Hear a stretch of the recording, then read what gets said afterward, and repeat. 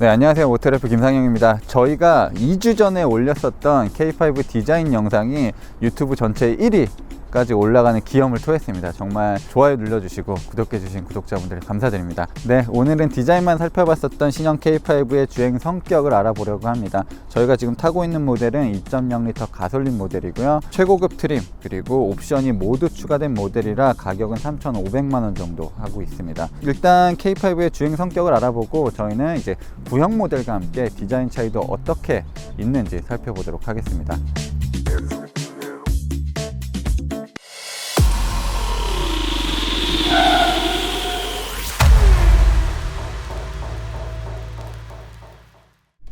네, 지금 시승하고 있는 모델은 2.0L 스마트 스트림 엔진과 6단 변속기가 조합된 모델입니다. 최고 출력은 160마력, 그리고 최대 토크는 20kgm를 보여주고 있는 모델입니다. 상당히 평범한 모델이라고 생각하시면 될 것 같아요. 네, 많은 소비자들을 만족시킬 만한 그런 보편적인 주행 성능을 가지고 있습니다. 이런 도심을 편안하게 달릴 때는 굉장히 부드럽고 효율도 좋아졌어요. 특히 하이브리드 모델 같은 경우는 10% 이상 효율이 좋아졌어요. 네, 이 파워트레인의 특징은 상당히 부드럽다는 데 있다고 봅니다. 저는 일단 소나타도 그랬지만 K5도 다양한 파워트레인을 내세우고 있는데 지금 2.0L 이 스마트 스트림 엔진 같은 경우는 상당히 무난하게 세팅이 되어 있습니다. 물론 이 차를 우리나라 제한 속도까지 높이는 데는 크게 어려움이 없어요. 내가 조금 더 스포티하고 좀 빠른 반응을 원하시는 분이라면 조금 아쉬울 수도 있는 성능입니다. 그리고 많은 분들이 이 새로운 파워트레인이 나오게 되면 좀 걱정하시는 그런 분위기가 있는데 이 서스펜션 구조들은 크게 달라지진 않았지만 내부 부품들을 완벽하게 바꿔놨기 때문에 승차감 측면에서도 훨씬 더 이전 모델보다 유리한 부분이 있고요. 휠베이스도 길어졌기 때문에 안정감도 높아진 것 같습니다.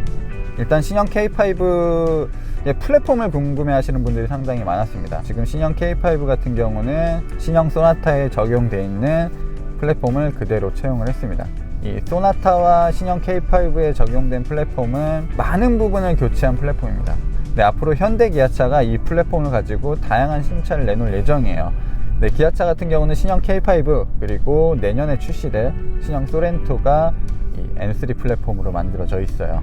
네, 이 3세대 플랫폼을 사용하게 되면서 차체 강성도 좋아졌고 전 세계에서 시행되고 있는 충돌 안전도 테스트 이런 것들에도 훨씬 더 효과적으로 대응을 할 수 있다고 합니다. 그리고 무엇보다 우리 소비자들이 직접적으로 느낄 수 있는 혜택은 바로 디자인 측면에 있을 것 같아요. 네, 디자이너들의 얘기를 들어보면 이 3세대 플랫폼 때문에 차를 조금 더 역동적으로 만들 수 있었다고 합니다. 그러니까 비율적인 측면에서 이전 모델보다 훨씬 더 운전석을 뒤로 뺄 수 있었고 오버행을 줄일 수 있었다고 해요. 그래서 조금 더 긴 보닛을 가질 수 있었다고 합니다. 네, 그리고 음성인식 기술이 얼마나 좋아졌는지에 대해서 많은 분들이 궁금해 하셨습니다.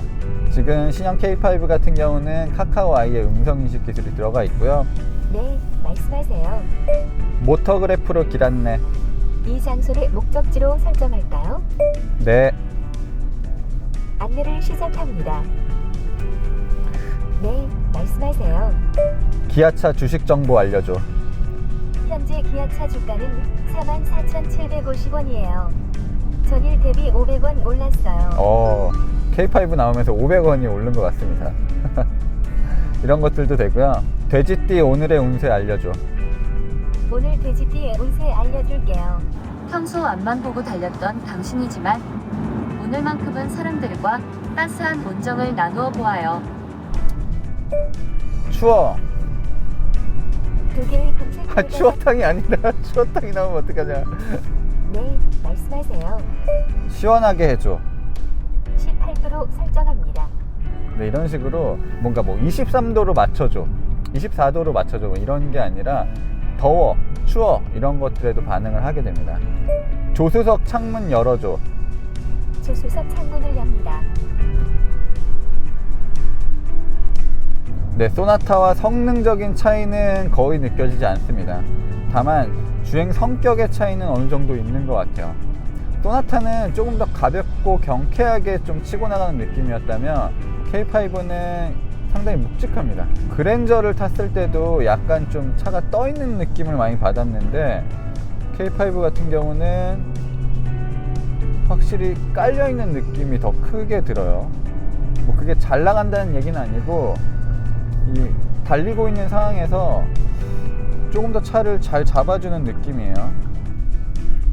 그리고 현대차와 기아차가 갖는 기본적인 주행 성격의 감각 차이도 있거든요. 기아차가 조금 더 단단합니다. 단단하고 더 스포티해요. 그래서 그랜저는 조금 무른 느낌이 있었어요. 위아래로 살짝 오르락내락하는 느낌이 있었는데 K5는 그런 느낌이 크지 않습니다.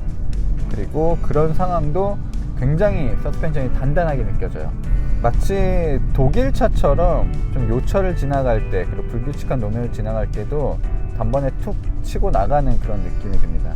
네, 그리고 굉장히 고전적인 질문이 또 있었는데 직진을 잘하냐 뭐 이런 얘기도 하신 분들이 많아요.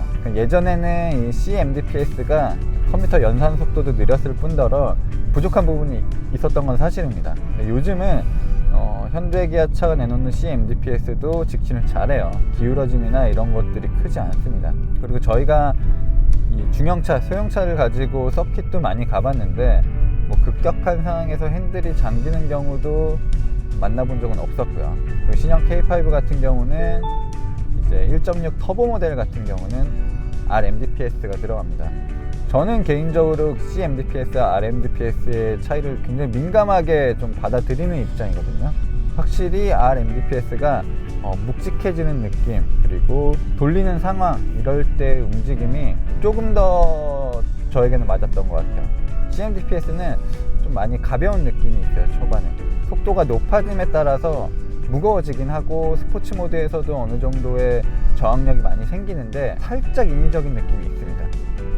그거에 비해서 RMDPS는 속도나 주행 모드에 따른 저항이 더 자연스러워요. 그런 부분의 차이가 있긴 있습니다. 하지만 지금 CMDPS 자체도 괜찮은 편이에요. 단순히 뭐 K5만 괜찮다는 게 아니라 최근에 나온 현대 기아차의 전륜 구동을 많이 타본 경험을 비추어서 말씀드리는 겁니다. 약간의 시내 구간과 강변북로를 20km 정도 달렸는데 연비는 이제 16.4 kg/L를 기록을 하고 있어요. 30분 정도 운전을 했습니다. 지금이 오전 시간인데 출근 시간은 살짝 좀 지난 상황이라 크게 막히진 않은 상황입니다. 어쨌든 보통 서울에서 이 정도 구간을 출퇴근한다고 했을 때 아마 비슷한 연비는 기록이 될 것 같아요. 정말 많은 분들이 어떤 걸 사야 되냐, 어떤 트림을 사야 되냐라고 물어보셨어요. 하이브리드와 터보 모델 둘 중에 무엇을 사는 게 좋을까요? 하시는 분들도 계셨고, 파워트레인 안에서 어떤 트림을 선택하는 게 좋은가요? 물어보시는 분들도 계셨습니다. 일단 지금 제가 타고 있는 신형 K5 같은 경우는 풀옵션 모델이에요. 지금 보고 계신 이런 장비들이 풀옵션이기 때문에 있는 겁니다. 기본적으로 그걸 알아두셔야 되고요. 이 12.3인치 계기판을 이제 세계 최초로 테마형 클러스터를 넣었다고 광고를 많이 했는데, 이거 같은 경우도 중간 트림 이상급으로 가야 적용이 되는 장비예요. 심지어 기본 트림에서는 옵션으로도 선택을 할 수 없습니다. 옵션으로는 이 10.25인치 디스플레이만 선택이 따로 가능하고요. 이 부분은 아예 선택이 안 돼요. 그런 몇 가지 옵션들, 편의 장비들 이런 것들을 좀 상세히 알아두실 필요가 있을 것 같고요. 이제 파워트레인 얘기를 좀 하게 되면, 지금 제가 타고 있는 2.0L 모델 같은 경우는 너무 무난합니다.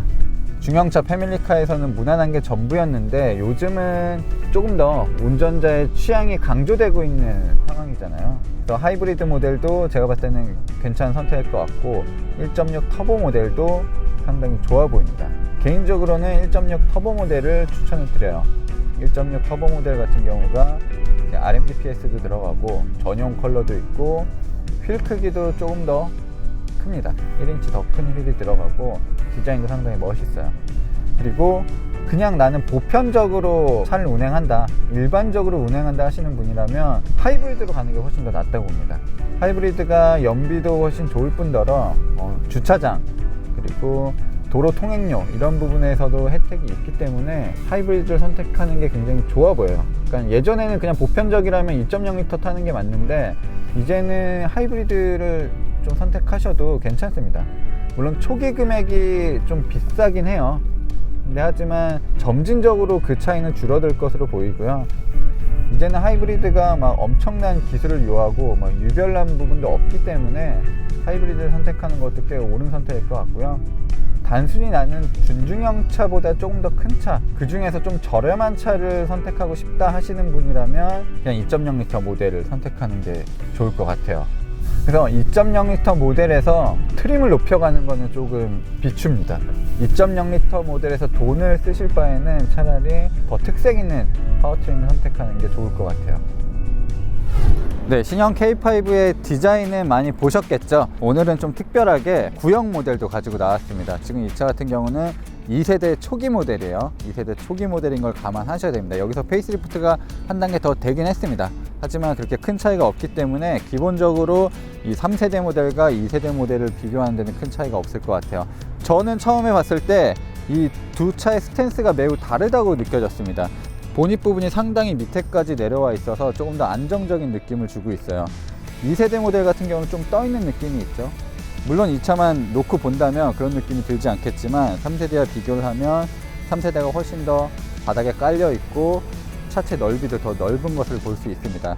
3세대 모델 같은 경우는 길이도 길어졌고 너비도 넓어졌고 그리고 높이는 더 낮아졌어요. 그래서 스포티한 느낌을 주고 있고 세부적인 디테일을 통해서 그런 부분을 더 부각을 시켜놨습니다. 램프 같은 경우는 이 2세대 모델은 굉장히 둥글둥글해요. 둥글둥글한 느낌의 선을 주면서 포인트를 줬다면 이 3세대 모델은 아예 실루엣부터 좀 독창적으로 많이 만들어 놨습니다.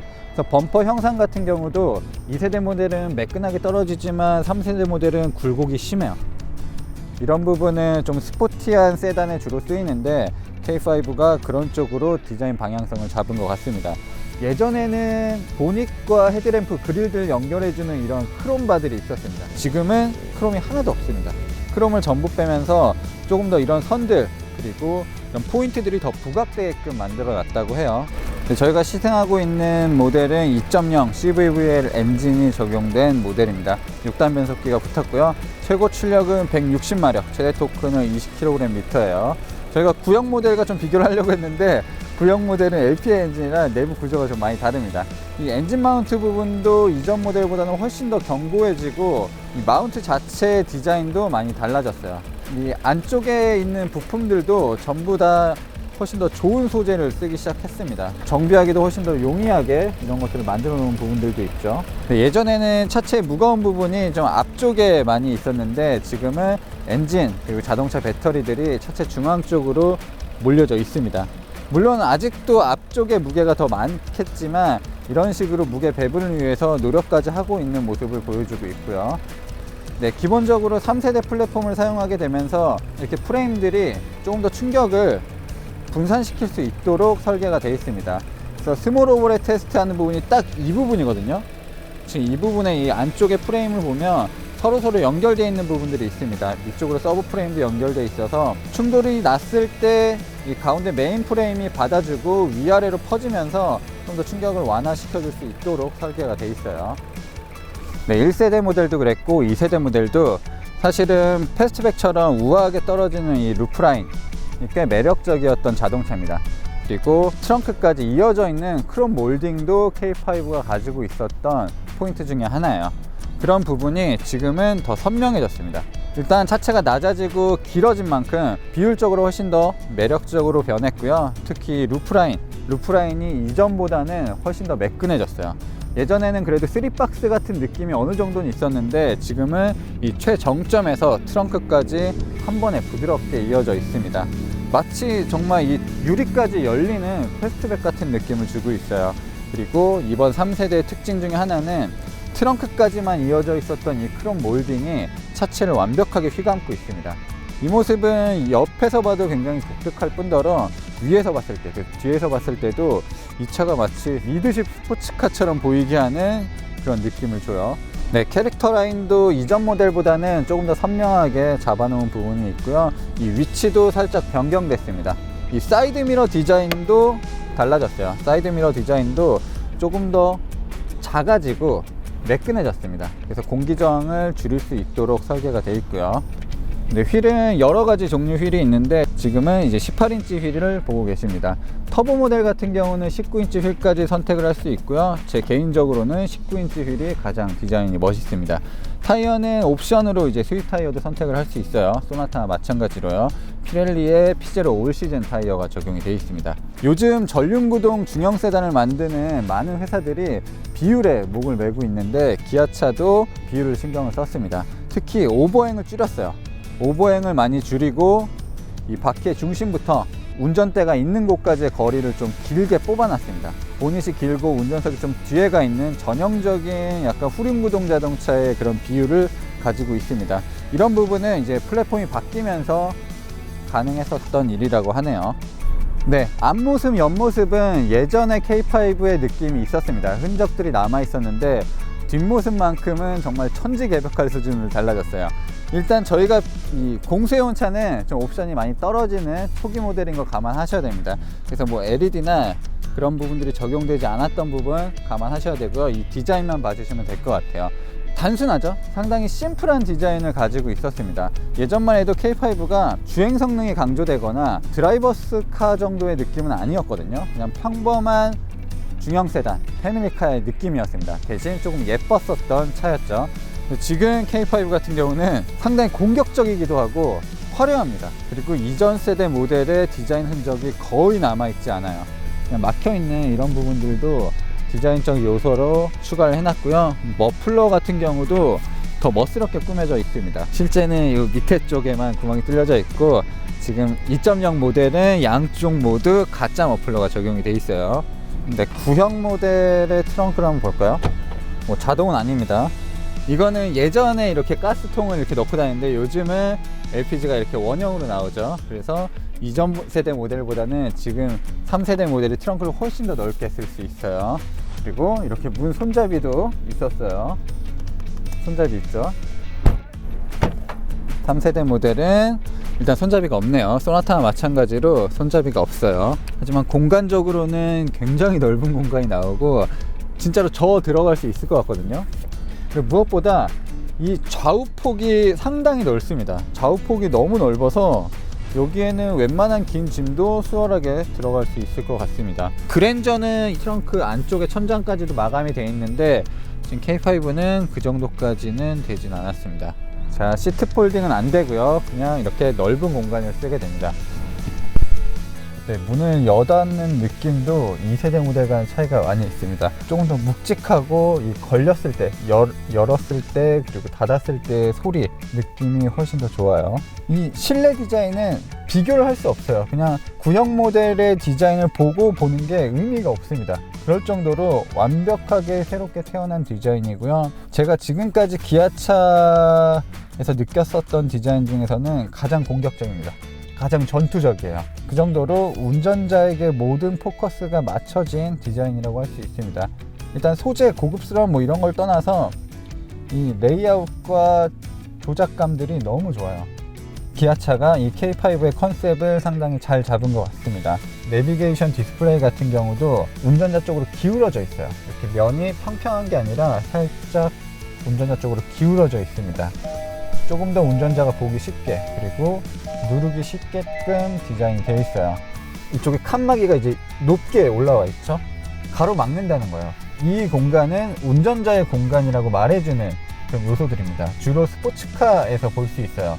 뭐 최근에 나온 쉐보레 콜벳이나 예전에 아우디 R8 같은 그런 본격적인 스포츠카들이 이런 식으로 좀 운전자만의 공간을 말해주는 디자인을 쓰고 있는데 K5도 이런 식으로 비대칭적인 디자인을 선택을 했습니다. 네, 옵션으로 10.25인치 모니터를 선택을 할 수 있습니다. 사실 그랜저 같은 경우는 이거보다 조금 더 큰 디스플레이가 들어갔지만 이 중형 세단에서는 딱 이 정도를 한계점으로 잡아 놓은 것 같아요. 소나타도 동일하게 10.25인치가 적용됩니다. 이 안쪽에 UI들이 전부 달라졌어요. 뭐 신형 그랜저와 거의 동일한데 기아차만의 이런 기본적인 색상을 투입하면서 좀 다른 이미지를 주고 있고요. 그리고 이 가운데 디지털 클러스터 10.3인치는 옵션으로 선택은 할 수 없고요. 트림이 높아야만 들어오는 부분입니다. 이쪽에 디스플레이도 제 취향에 따라서 바꿀 수 있고요. 이 테마형 디스플레이 같은 경우는 날씨에 따라서 그 분위기를 바꿔준다고도 합니다. 자, 이런 식으로 오늘은 날씨가 좀 쾌청하기 때문에 맑은 하늘을 보여주기도 하고요. 비가 내리는 날, 눈이 오는 날, 그런 날 모두 다른 그래픽의 화면이 보여진다고 하네요. 근데 이 아랫부분은 이제 공조 시스템은 작은 디스플레이로 보이게 되어 있고요. 전부 터치식입니다. 햅틱 반응을 주진 않아요. 터치식인데 대신 소리가 나죠. 소리가 나서 내가 실행을 시켰구나 알려주는 시스템입니다. 근데 보통은 여기에 스마트폰 무선 충전 시스템이 들어가는데 지금은 이제 12V USB 단자 2개가 마련이 되어 있습니다. 스마트폰 충전 시스템 같은 경우는 센터 콘솔 쪽에 있어요. 이쪽에 밀어 넣는 방식입니다. 네, 또 핵심적인 변화는 기어 레버가 이제는 사라졌다는 부분이에요. 물론 아직도 기어 레버가 있는 트림도 있지만 최고급 트림 같은 경우는 다이얼 방식의 기어 레버가 적용이 되어 있습니다. 마냥 돌아가진 않아요. 한번 돌아가면 다시 원래 위치로 돌아오는 방식입니다. 조작감이 나쁘지 않습니다. 딸깍 걸리거든요. 이 걸리는 느낌이 있기 때문에 실수할 것 같지도 않고 조작감도 좀 견고한 느낌을 주고 있습니다. 네, 1.6 터보 모델 같은 경우는 디커 스티어링 휠도 적용이 되는데 이 기본적으로 원형 스티어링 휠도 손에 잡히는 느낌이 좋고요. 크기도 상당히 컴팩트해졌습니다. 그리고 안쪽에 버튼 배열도 사용하기 편하게끔 디자인이 되어 있는데 이 내부 버튼들의 플라스틱 소재가 다른 부분의 소재보다는 조금 더 값싼 느낌을 주기도 해요. 이런 부분은 조금 더 고급스럽게 만들어도 좋을 것 같습니다. 공간은 너무 넓습니다. 그리고 중형차임에도 이런 식으로 햇빛 가리개가 있는 것도 특징이네요. 이렇게 나무 느낌이 나게끔 하는 이런 트림도 기아차의 특징 중에 하나고요. 이렇게 툭 튀어나온 부분이 있거든요. 이런 부분들도 좀 신기한 부분이기도 한데 앞좌석도 이렇습니다. 이런 식으로 디자인이 되어 있고 뒷좌석에는 열선 시트도 마련이 되어 있고 윈도우도 원터치로 열리고 닫힙니다. 송풍구도 마련이 되어 있고요. USB 포트까지도 있습니다. 암레스트도 굉장히 두툼하게 마련이 되어 있고요. 일단 다리 공간은 넉넉하고 이 어깨 공간도 넉넉합니다. 그리고 시트 등받이를 좀 많이 파놨어요. 등받이를 많이 파놔서 몸이 착 감기는 느낌이 듭니다. 다만 3인이 앉기에는 조금 불편할 수도 있습니다. 시트의 특성상 3인이 앉기엔 불편할 수가 있고 이 센터 터널이 좀 높게 올라와져 있어서 그런 부분이 좀 불편할 수도 있겠네요. 많은 분들이 그 머리 공간에 대해서 궁금증을 가지셨는데 일단 제가 그렇게 앉은 키가 큰 편이 아닙니다. 웬만해서는 제가 뒤에 타서 머리가 닿는 경우는 없거든요. 이 K5도 머리가 닿진 않습니다.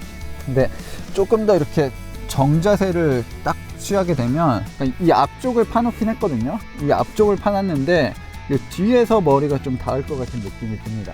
키가 한 180 이상이시면 좀 답답할 수도 있을 것 같습니다.